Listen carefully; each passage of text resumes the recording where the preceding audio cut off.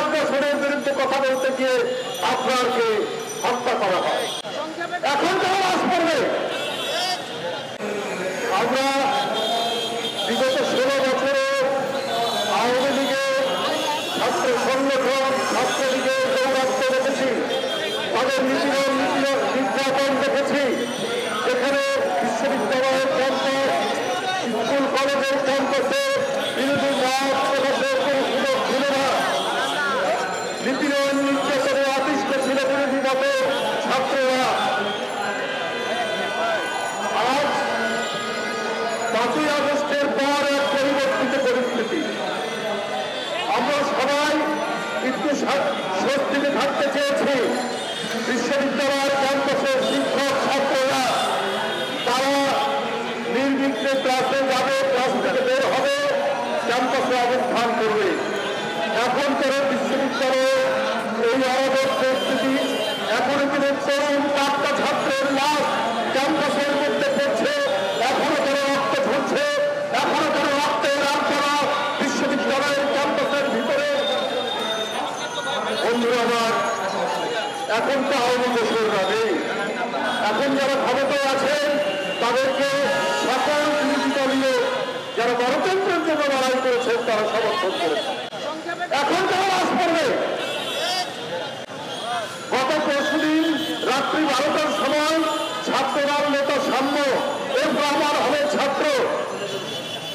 ছাত্রদলের একটি সম্পাদকীয় পদে রয়েছে হলে, সাহিত্য প্রকাশনা সম্পাদক। কি কারণ ছিল? কি অন্যায় করেছিল সাম্য? পুলিশ গ্রেপ্তার করেছেন 3 জনকে, 3 জন ধরো করে। আমার তো বলা হয় এর মধ্যে রাজনৈতিক কারণ আছে। রাজনৈতিক কারণ না থাকলে এই ধরনের সাম্য, যার চেহারা সুদর্শন, সৌম্য নাম তার সাম্য, তাকে হত্যা করবে কে? ভবগুরুরা কেন হত্যা করবে?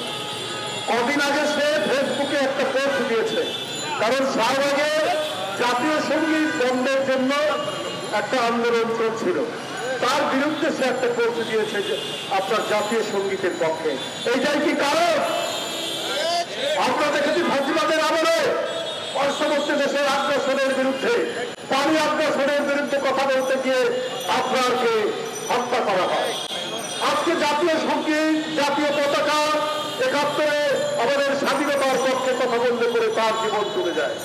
অর্থাৎ যারা দেশের পক্ষে, যারা আগ্রাসনের বিরুদ্ধে, যারা দেশের স্বাধীনতার পক্ষে, যারা জাতীয় সঙ্গীতের পক্ষে, যারা জাতীয় পতাকার পক্ষে, তাদের জীবন চলে যায়।